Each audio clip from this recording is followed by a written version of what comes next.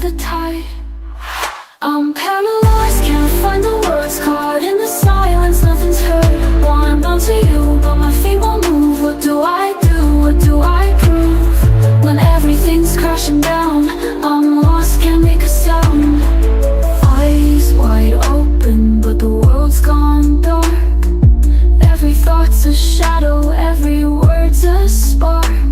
I'm trying not to be strong, but I'm breaking inside. Can't fix what's broken, can't turn back the tide. I'm paralyzed, can't find the words, caught in the silence, nothing's heard. Wanna bounce to you, but my feet won't move. What do I do? What do I prove? When everything's crashing down, I'm lost, can't make a sound. In the quiet, I'm screaming inside. In the dark, I'm searching for light, but I'm stuck in the middle, nowhere to go. Trying to be the strength you need, but I don't know. Nunca olvidaré el curso debido a un alumno en particular que simplemente le encantaba la filosofía, la amaba. Él era una persona muy interesante. Él no podía deletrear nada. Él tenía algún tipo de disfunción en lo que veía traducido a sus patrones de pensamiento y todo lo invertía, lo torcía, lo colocaba de cabeza. Y él no podía deletrear nada, digo nada. Ni el perro, el gato, pero nada. Gato salía al revés. Otga. Fue una situación increíble. Un día él se me acercó y dijo, creo que fue el primer día que había estado en esta universidad, y él dijo, creo que tú deberías buscar ser el vicepresidente del cuerpo estudiantil. Yo le dije, no quiero ser el vicepresidente del cuerpo estudiantil, no estoy interesado en absoluto en hacer eso. Tengo suficiente que hacer con el deporte. Si quiero acabar la universidad y quiero tener algo de estudio, no puedo hacer eso. Bueno, él dijo, yo lo voy a hacer por ti de cualquier manera, yo voy a estar a cargo de tu campaña. Y entonces él procedió a desarrollar una campaña entera para mí por todo el campus, y ni siquiera ni una vez en todos los letreros que él colocó, mi nombre estuvo deletreado de manera correcta. Y como resultado de eso, de manera natural, gané por mucho. Fue lo más simpático que ocurrió en el campus durante el año entero. Entonces, terminé el año siguiente siendo el vicepresidente del cuerpo estudiantil, realmente en contra de mi voluntad. Pero siempre me acuerdo de la clase porque él estuvo en ella y él solía escribir. Tuvimos un ejercicio en donde teníamos que responderle al profesor al escribir las respuestas en el pizarrón. Y él escribía estas respuestas totalmente incoherentes, y yo solía pensar, eso para mí es el retrato definitivo de la filosofía. Nada de eso tuvo sentido en absoluto. Y debo apresurarme a decir que él terminó con una A y yo con una B de calificación. Creo que yo terminé con una B debido a mi actitud más que cualquier otra cosa. Pero fue muy frustrante estudiar la filosofía debido al hecho de que fue un ejercicio en la frustración de una mente degenerada, tratando de determinar la verdad definitiva sin la ayuda de Dios. Y algunas de las soluciones que la gente inventó eran absolutamente increíbles. Y no hubo ni dos de ellos que estuvieran de acuerdo. La mayoría de los filósofos niegan la existencia de Dios. Aquellos filósofos que dan lugar a la existencia de Dios normalmente dan lugar a su existencia solo como una causa general. Quizás de una manera deísta, que de alguna manera allá atrás, en algún punto, algunas veces Dios en cierta manera echó a andar todo, pero la mayoría de ellos niegan la existencia de Dios en su totalidad y tratan de explicar todo en el universo en términos de sus propios patrones de pensamiento racional, realmente sin esperanza. Primera de Corintios, capítulo 2, versículo 9, cosas que ojo no vio. Usted no puede descubrir la verdad de manera empírica, ni oído yo, ni han entrado en el corazón de hombre. Usted no puede descubrir la verdad mediante el racionalismo. Son las cosas que Dios ha preparado para los que le aman. Pero Dios nos las reveló por su Espíritu. El Espíritu es el que escudriña las cosas profundas de Dios. La ciencia, eso es empiricismo. La filosofía, eso es racionalismo. Según 1 Corintios 2:9, ninguna de ellas jamás descubrirá la verdad definitiva. No es sorprendente que Bertrand Russell, al final de su vida, a sus 90 años de edad, la gran mayoría de su vida, por lo menos 70 de esos años, pasados como filósofo, sus últimas palabras fueron: la filosofía ha probado ser un desperdicio para mí. Ese es un desperdicio largo, 90 años. Thomas Hobbes, el filósofo ateo famoso inglés, quien promovió la psicología materialista y lo que es llamado la moralidad utilitaria, cuando él se acercaba a su muerte, él dijo esto: estoy a punto de dar un salto a la oscuridad. Me dará gusto encontrar un agujero para salir de este mundo. Fin de la cita. David Hume, el filósofo deísta escocés, fue un hombre inmoral en todo sentido de la palabra, totalmente indecente, completamente deshonesto. Sus biógrafos nos dicen que él fue un maestro de inmoralidad, un negador de Dios. Y su muerte fue tan trágica que los que estuvieron ahí en su muerte dijeron que él agonizó hasta el punto de que él sacudió la cama entera y demandó que las velas estuvieran encendidas toda la noche y que nunca fuera dejado solo ni por un momento, y sus labios estuvieron llenos de maldiciones y remordimiento hasta que murió. Así es con los filósofos, y así es con la gente que quieren eliminar a Dios y después en sus propias mentes, mediante su propio esfuerzo humano, intentar descubrir la verdad. Ahora, la ciudad de Colosas tuvo sus filósofos. La ciudad de Colosas tuvo a sus Hobbes, a sus Humes, a sus otros filósofos, como toda sociedad los tiene, famosos y no famosos. Y la pequeña asamblea de creyentes, la iglesia en Colosas, estaba en peligro de ser capturada por ellos, de ser infiltrada por ellos, de ser engañada por ellos. Ahora, recuerde algo del trasfondo acerca de Colosas. Era una pequeña ciudad en medio del valle de Lica.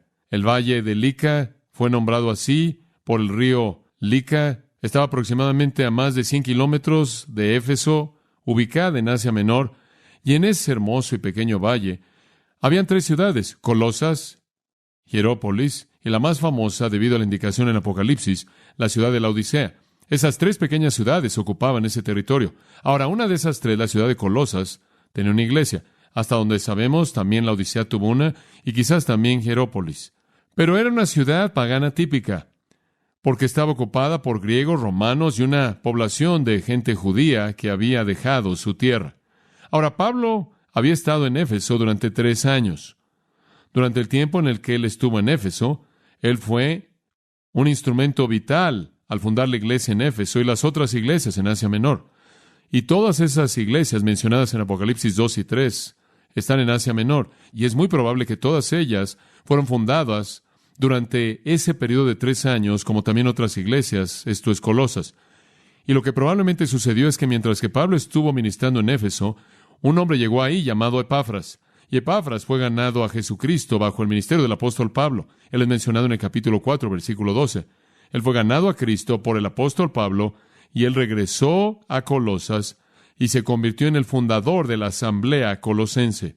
Ahora, 6 años han pasado desde que la iglesia en Colosas comenzó. Pablo ha terminado sus 3 años en Éfeso.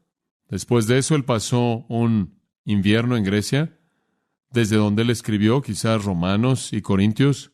Después él regresó a Jerusalén.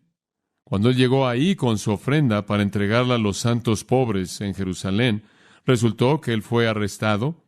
Él fue entonces llevado a Cesarea y él fue dejado en la prisión ahí. Cuando su encarcelamiento terminó, él fue traído a Roma para esperar su juicio. Eso fue lo que sucedió durante esos 6 años. Y retomamos la historia hasta ahora, y conforme él ha estado en Roma esperando su juicio, Epafras lo visita en Romanos, y Epafras descarga su corazón acerca de la situación colosense, y Pablo lo envía de regreso con esta carta para tratar de ayudarlo a corregir las cosas. Ahora, básicamente lo que Epafras le dijo fue primordialmente bueno, porque realmente no hay ninguna situación seria, crítica que se está llevando a cabo en la congregación. Más bien hay advertencia, no sea que eso ocurra.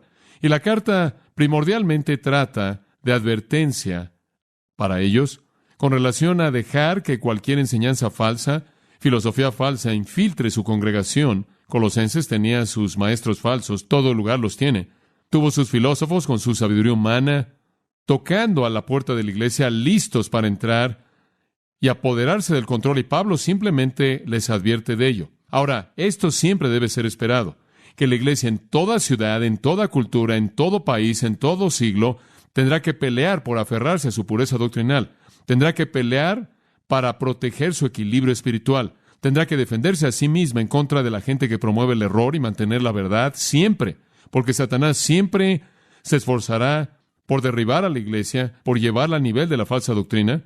Esa es la gran preocupación de Pablo y ese se convierte en el corazón de la carta a los Colosenses. Ahora, conforme llegamos al capítulo 2, versículo 8, llegamos a lo que francamente es la carta de la epístola. Esta es la carta de la epístola. Realmente, desde el capítulo 2, versículo 8 hasta el versículo 23, esa sección aquí, Pablo da el mensaje primordial de esta carta a los Colosenses. Porque aquí él enfrenta directamente la enseñanza falsa que está en la frontera de la iglesia, que posiblemente está amenazando la iglesia en Colosas. Ahora, simplemente para darle un panorama del libro, Pablo ya ha confirmado la verdad con relación a Cristo en la gran sección doctrinal. Capítulo 1, versículo 15 hasta el capítulo 2, versículo 7. Esta es la sección doctrinal. Presenta la gran doctrina de Jesucristo y la salvación. Los primeros 14 versículos son la introducción. La gran sección doctrinal va desde el 1.15 hasta el 2.7. La sección práctica va desde el 3.1, capítulo 3, versículo 1, y él entra a lo práctico hasta el final, capítulo 4, realmente versículo 6, y después palabras personales para cerrar. Entonces, usted tiene una sección doctrinal al principio, esto es, hablando de Cristo y aclarando quién es Él y lo que es la salvación. Usted tiene una sección práctica que trata con lo que debe caracterizar las vidas de los colosenses y a todo creyente. Ahora, en medio de eso, usted tiene lo que posiblemente podría llamar una sección polémica. Polémica significa una disputa. Aquí está el argumento del libro. Aquí está la disputa. Aquí está el diálogo de Pablo, quien dice, ahora quiero entrar en este asunto. He hablado de Cristo, he hablado de la salvación, he hablado de su vida práctica, pero permítanme atacar a esos maestros falsos. Y lo hace en el corazón de la carta. Y aquí es en donde estamos. Ahora vamos a observar algo interesante. Hay 4 aspectos de la enseñanza falsa que amenaza a los colosenses. Tuve mucha dificultad bosquejando esta herejía, porque Pablo nunca la nombra oficialmente, él solo toca sus bordes, y es difícil que nosotros entendamos exactamente qué es, pero puede volverse algo claro conforme avanzamos a lo largo de esta sección en las semanas venideras. Pero esto es lo que sabemos, tuvo 4 elementos. 1, tuvo el elemento de filosofía, según los versículos 8 al 15, y eso es de lo que él habla en los versículos 8 al 15. Esa sección entera trata con este problema de la filosofía humana. En segundo lugar, tuvo en ello un elemento de legalismo. Usted podrá decir que el número 1 fue humanismo, el número 2 fue legalismo. Los versículos 16 y 17 se relacionan con el legalismo. En tercer lugar, tuvo un elemento de misticismo. En los versículos 18 al 19 habla de una adoración de ángeles más bien mística. Y en cuarto lugar, tuvo un elemento de asceticismo, un elemento monástico, un tipo de humildad falsa, retirándose de los patrones de vida normales, como algún tipo de monje o de ermitaño. Entonces, aquí hay una conglomeración de filosofía humana, legalismo, misticismo y asceticismo. Y en mi pequeña computadora entra y sale la palabra esenos, y vimos en nuestro estudio de introducción del libro de Colosenses que es muy probable que la influencia pudo haber venido de la comunidad de judíos conocida como los esenos. Eran una comunidad de judíos que parecía encajar con estos patrones. Ahora ese podría haber sido el caso. Quizás fue una forma de esa secta judía. Quizás simplemente fueron una serie de cosas coincidentales que realmente encarnan todo tipo posible de herejías que usted podría imaginar. Ahora, Pablo ya ha llamado a los colosenses a mantener una lealtad pura a Jesucristo. En los versículos 1 al 7, él dice, tengo un gran conflicto por ustedes y quiero que se aferren a Cristo y a la verdad acerca de Cristo y a todos los tesoros de la sabiduría y del conocimiento. Él ha hecho esta afirmación grande, positiva. Quiero que se aferren a Cristo, quiero que se comprometan con la lealtad pura a Él. Y ahora Él se aleja de lo positivo a lo negativo. Esto es lo que quiero que eviten. Capítulo 2, versículos 8 al 23, aquí está la polémica, aquí está el argumento.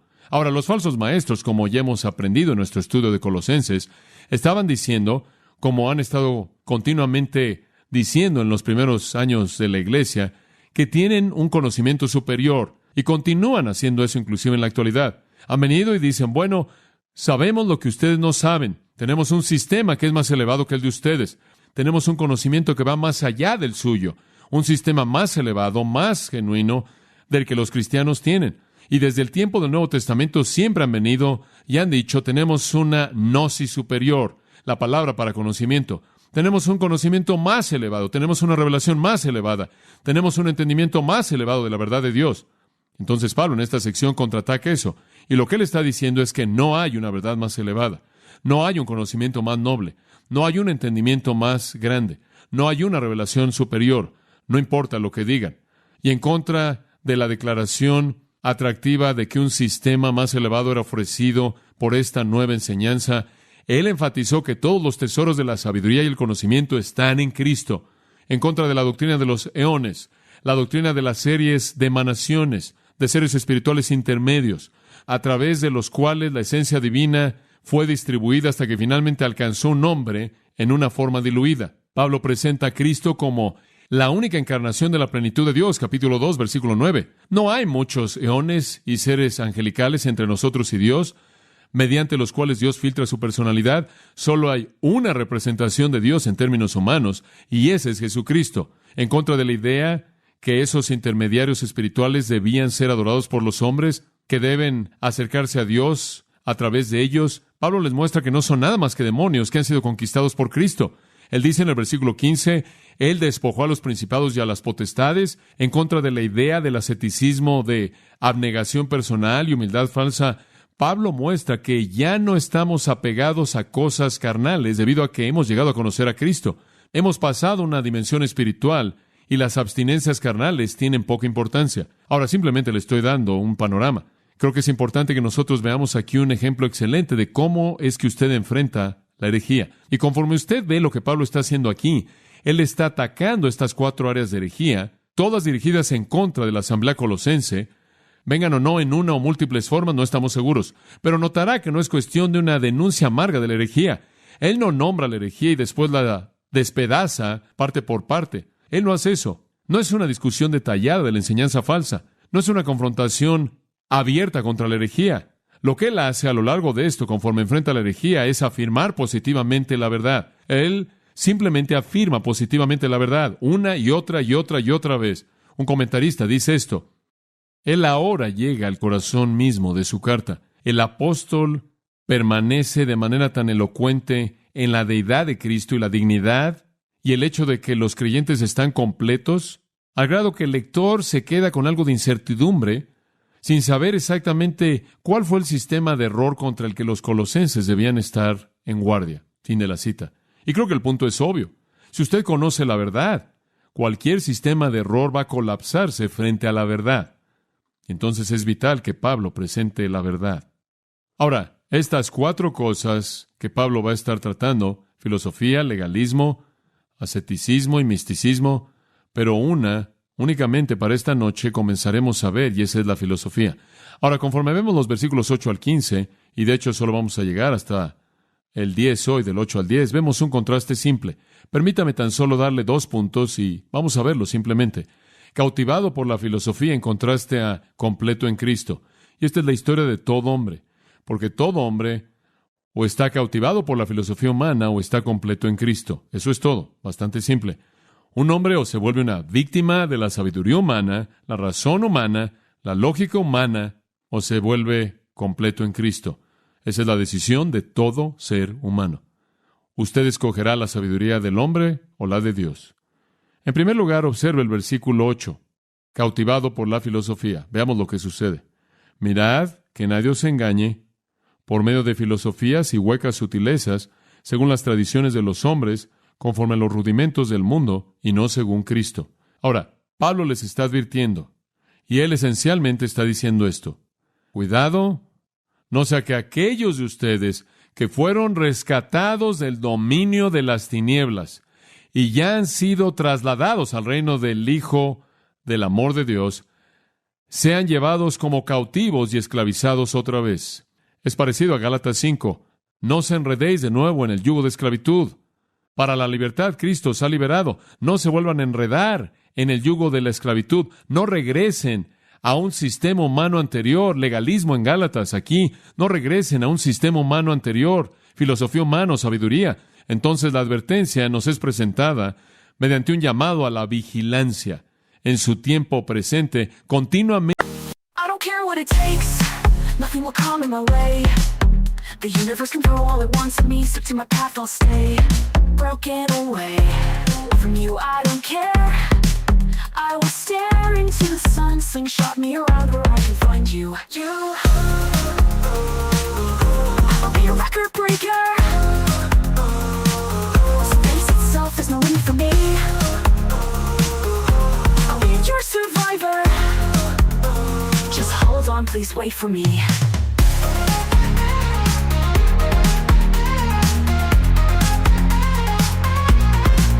With the cosmos in my way, I don't care what they say. Supernovae and black holes, get out of my way. At the speed of light, I am searching for you. In the moments to come, I'll break the boundaries for you. For you, I will be your record breaker. Space itself is no limit for me. I will be your survivor. Just hold on, please wait for me. I will be your record breaker. Space itself is no limit for me. I will be your survivor. Just hold on, please wait for me. With the cosmos in my way, I don't care what they say. Supernovae and black holes, get out of my way. At the speed of light, I'm searching for you. In the moments to come, I'll break the boundaries for you.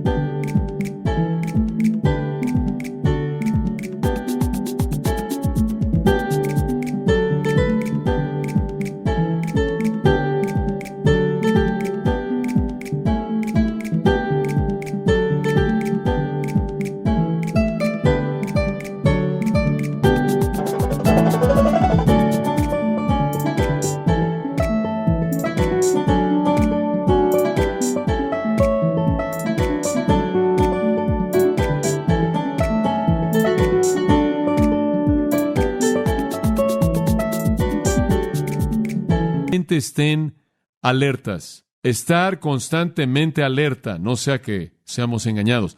Estén continuamente alertas. Nunca bajen la guardia. La iglesia siempre está bajo ataque por parte de los falsos maestros. Nuestro Señor nos advirtió, regresando a Mateo 7, versículo 15, guardaos de los falsos profetas que vienen a vosotros vestidos de ovejas, pero por dentro son lobos rapaces. Mateo 16, versículo 6, Jesús dice, guardaos de la levadura de los fariseos. La levadura de los fariseos, ¿qué es eso? Legalismo. Cuidado con esas filosofías falsas. Pablo también advirtió en el capítulo 20 de Hechos, versículo 29, hablando a aquellos que son los ancianos efesios, porque yo sé esto, que después de mi partida, lobos rapaces entrarán en medio de vosotros y no perdonarán al rebaño, y de vosotros mismos se levantarán hombres que hablarán cosas perversas para arrastrar discípulos tras sí. Por tanto, cuidado. El apóstol Pablo en Filipenses 3:2, guardaos de los perros, guardaos de los malos obreros, guardaos de la circuncisión, el grupo de la mutilación, aquellos que quieren circuncidar. Pedro también advirtió en 2 de Pedro 3, versículo 17, guardaos, no sea que seáis engañados con el error de los impíos y caigáis de vuestra permanencia. Jesús dijo, guardaos. Pablo dijo, guardaos. Pedro dijo, guardaos. Y es necesario que nosotros escuchemos el eco, guardaos. Siempre habrá un esfuerzo por alejarlo de la verdad. Y dice usted, bueno, ¿en contra de qué debo guardarme o cuidarme? Observa el versículo 8 de nuevo. Que nadie os engañe. Ahora ese es un verbo interesante, es un verbo muy raro. Es una combinación interesante, es una palabra de combinación. La palabra ago está ahí. Ago significa ser llevado. Y la palabra sunei está ahí. Eso es interesante porque esa palabra significa botín. Se refiere al botín que usted se lleva en un robo o botín que usted se lleva en una guerra o lo que sea. Y la palabra significa simplemente llevarse el botín. Fue usado más tarde en escritos griegos no bíblicos para hablar de secuestrar, de robar una casa o de violar a una doncella. Él está diciendo, no dejen que nadie los secuestre, no dejen que nadie les robe su tesoro de la verdad, no dejen que nadie los viole con sus enseñanzas falsas. Hay un peligro real de que alguien va a llevarlo, lo va a tomar como presa, lo va a llevar cautivo, se lo va a llevar a usted como un prisionero de guerra. Eso es en contra de lo cual Pablo les está advirtiendo. Mirad, en 2 Timoteo 3:6, en los postreros días dice, habrán aquellos que se meten en las casas y se llevan cautivas a las mujercillas cargadas de pecados, arrastradas por varias concupiscencias. Misma idea exactamente, llevarse a alguien cautivo. Y la palabra puede ser usada de alguien que trataba con esclavos, que se lleva a la gente de una nación conquistada para venderla como esclavos. Para Pablo era impensable que aquellos que habían sido rescatados, aquellos que habían sido redimidos y aquellos que habían sido liberados pudieran someterse a esa esclavitud antigua de nuevo. De vez en cuando alguien me dice, bueno, solemos ir a Grace Community Church. Me los encontré en el supermercado o en algún lugar. Oh, ¿solías ir? ¿A dónde vas ahora? Oh, ya nos fuimos de ahí porque descubrimos que Grace Community Church no tiene la verdad. Y descubrimos la verdad en la iglesia de la palabra viva, o sea cual sea esto que está ahí sin nombre, o la sociedad tal o cual, o el orden real de cabras, no sé lo que es. La gente siempre viene y dice, encontramos la verdad. Y la realidad es que han dejado la verdad por la esclavitud a la sabiduría humana. ¿Cómo es posible que lo van a cautivar a usted? ¿Cómo es posible que lo van a hacer que se desvíe? Versículo 8, mirad que nadie os engañe por medio de filosofías, y allí hay un equivalente ahí, huecas sutilezas. La filosofía es equivalente a las huecas sutilezas. El medio de capturar a la gente es la filosofía. Conocimiento que se oye muy sofisticado y teorías, pero todo es humano. Incidentalmente, este es el único uso de la palabra en el Nuevo Testamento. Filosofías es sabiduría humana. Sabiduría humana que se oye como si fuera divina. Sabiduría humana que supuestamente es mayor de lo que cualquier otra cosa que usted jamás ha oído. Eso es lo que las sectas siempre ofrecen. No conoces la verdad hasta que conozcas lo que conocemos. Un escritor dice, todo lo que tuvo que ver con teorías acerca de Dios y el mundo y el significado de la vida humana fue llamada filosofía en ese entonces, no solo en las escuelas paganas, sino en las escuelas judías de la ciudad griega. Ahora ese historiador, Slater es su nombre, dice que el término filosofía fue usado de toda teoría acerca de Dios y el mundo, fuera judía o griega, en esa era. Ese era el término común. Entonces, toda persona que venía con cualquier nueva teoría acerca de Dios o una nueva teoría acerca del mundo, sus orígenes, sus significados y su destino, constituyó un filósofo con una filosofía. Josefo, el historiador de ese día, ha mostrado que cualquier sistema complejo de pensamiento, y él dice, cualquier patrón de pensamiento moral o disciplinario era llamado una filosofía. Josefo inclusive dice, y cito, hay 3 formas de filosofías entre los judíos, los fariseos, los saduceos y los escenos. Esa es una cita de la Guerra Judía número 2 de Josefo. Y eso me ayuda a pensar en que quizás fueron los escenos los que estaban propagando su filosofía. Fuera lo que fuera, era una mentira, y lo llama huecas sutilezas. Esto liga el término con filosofía para describirlo. La filosofía son huecas sutilezas. Es engaño vacío. No le da lo que usted espera. La palabra engaño es interesante en la Biblia. Sutilezas, una de las palabras que es usada en 2 Pedro 2 es engaño. Y el significado original de la palabra es un anzuelo. Y lo interesante acerca de un anzuelo es que no es lo que un pez espera. Lo que usted ve no es lo que usted recibe en esa circunstancia. Y él está diciendo, la filosofía es lo mismo. Es un anzuelo. Usted piensa que va a ser maravilloso y resulta ser engañoso.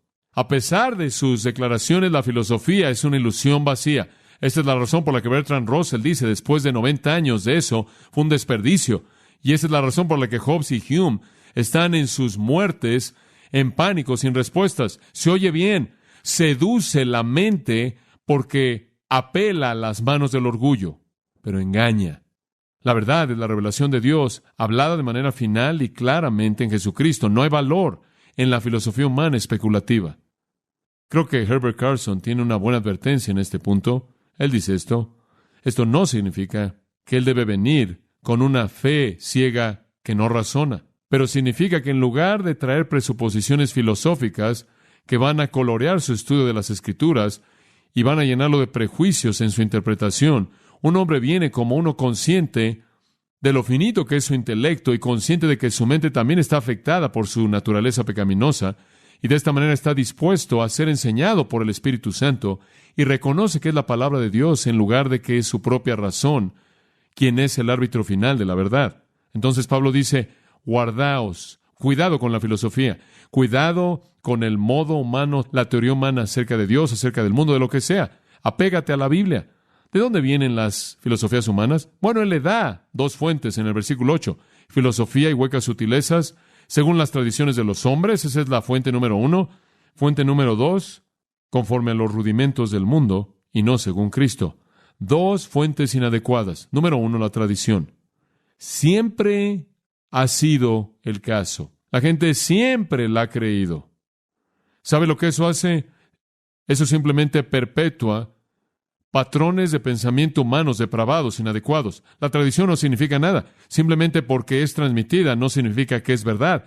Si usted tiene error para comenzar y lo transmite a alguien más, no lo hace mejor que cuando comenzó. Aquí le está diciendo, la filosofía viene conforme a la tradición de los hombres. Una de las cosas que me parecen tan interesantes, y realmente no tenemos el tiempo para desarrollar esto, cuando usted estudia la filosofía, casi todos los filósofos edifican sobre otros filósofos. Hay una secuencia increíble que fluye a lo largo de la historia de la filosofía, y un hombre llega a este punto, el siguiente corta un poco de su filosofía y la desarrolla, y el siguiente hombre, y entonces lo que usted tiene en la actualidad, en la filosofía, puede remontarse, y casi toda la filosofía encuentra sus raíces en Aristóteles y Platón.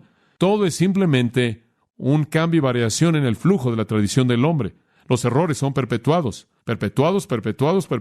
Observe el judaísmo. Para cuando Jesús llegó a la tierra, los judíos habían edificado una monstruosidad de filosofía tal, un desastre tal de sabiduría humana, que no podían ya identificar cuáles eran las tradiciones de los hombres y cuál era la palabra de Dios.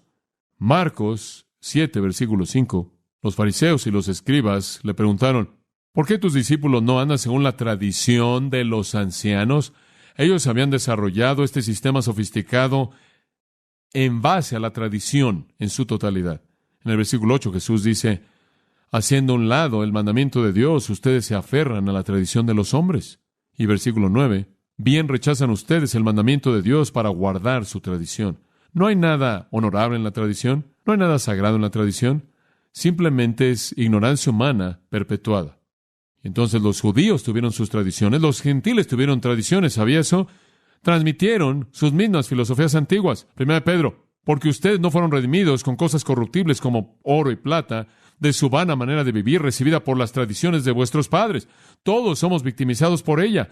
Todos somos victimizados al transmitir el error. Yo veo a mi pequeño niño que se va a la escuela y llega a casa y dice, oye papá, realmente no venimos de los monos, ¿verdad? Y yo le digo, no venimos de los monos.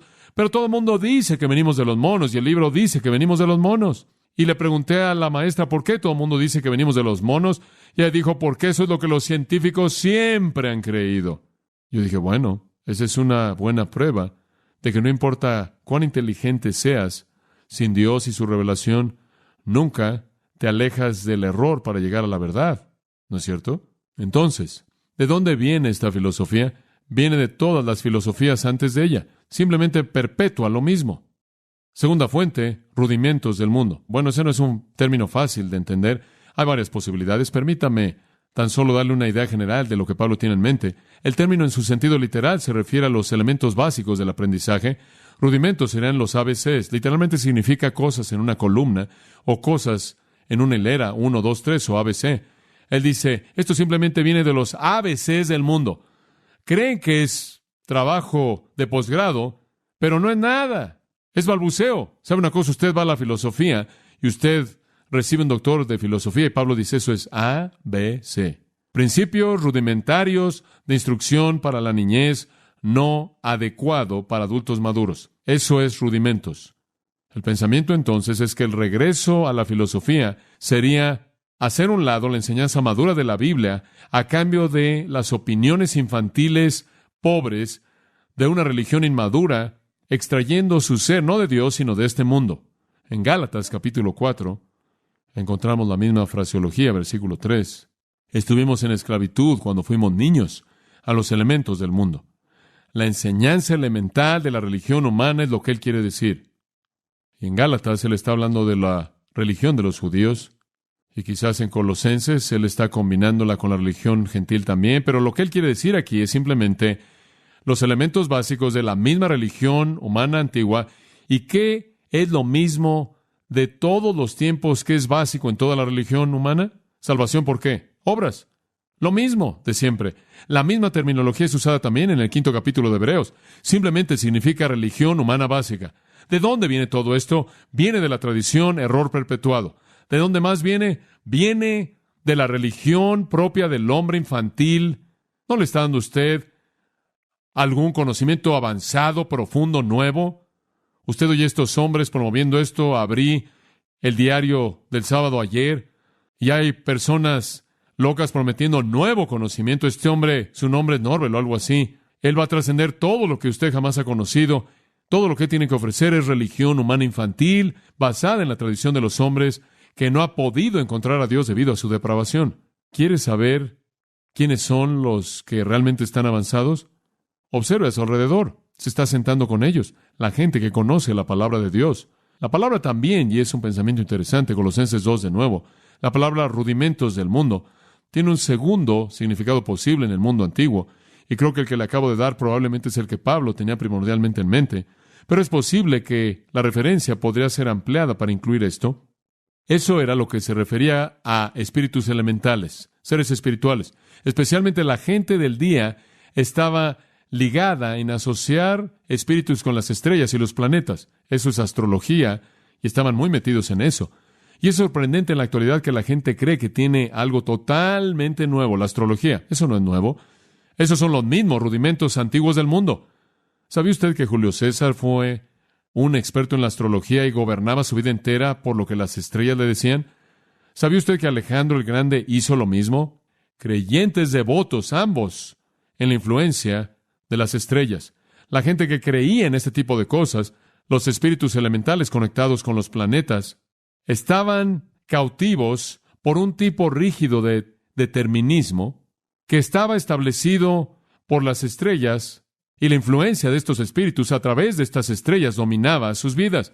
Y solían decir que solo había una manera de escapar.